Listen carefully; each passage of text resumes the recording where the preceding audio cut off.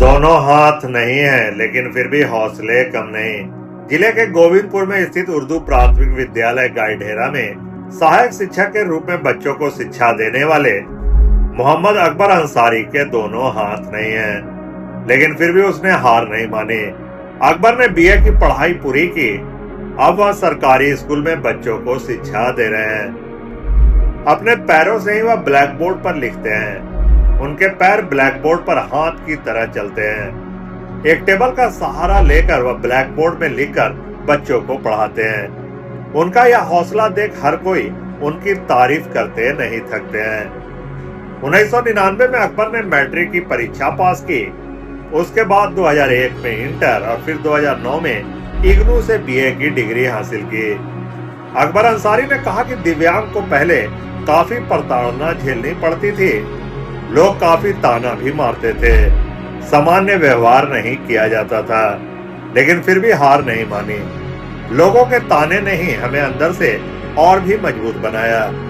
हमने पढ़ाई भी पूरी की और आज इस स्कूल में सहायक शिक्षक के रूप में हूँ। दिसंबर 2005 से ही इस स्कूल में बच्चों को शिक्षा दे रहे हैं। उन्होंने कहा कि थोड़ी तकलीफ भी होती है कि हमें रेगुलर सरकारी टीचर के रूप में नियुक्त नहीं किया गया है।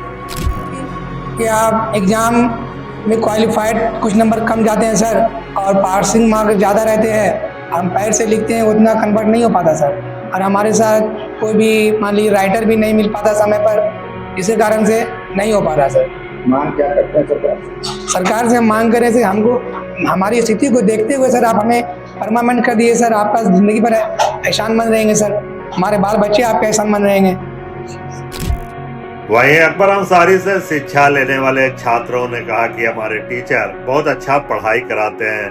हाथ नहीं रहते हुए भी हमें पढ़ाने में कोई कसर नहीं छोड़ते हैं। उनके द्वारा हमें बेहतर शिक्षा दी जाती है। साथ ही हमें प्रेरणा भी मिलती है कि जब बिना हाथ के वह हमें इतनी अच्छी पढ़ाई कराते हैं तो हमें भी भविष्य में कुछ अच्छा करने की जरूरत है। बाबू, टीचर पढ़ाते हैं? हाँ, पढ़ाते हैं। कैसा लगता है जब ये पढ़ाते हैं? अच्छा लगता है। एक दिव्यांग होते हुए भी इस तरह से पैरों से ये पढ़ाते हैं तो कैसा अंदर में फीलिंग्स आता है? कैसा अच्छा फीलिंग आता है। आगे पढ़ाई मेहनत पूर्वक करने की जरूरत है। हाँ। लेकिन सरकार के द्वारा इन्हें परमानेंट अभी तक नहीं किया गया है, क्या करें? इसको करना चाहिए। वहीं स्कूल के प्रभारी प्राचार्य कहते हैं कि हाथ नहीं रहते हुए भी बच्चों की पढ़ाई में कमी जैसी कोई असर नहीं पड़ता है। वह बच्चों को बेहतर शिक्षा देते हैं। बच्चों के लिए वह किसी प्रेरणा से कम नहीं है।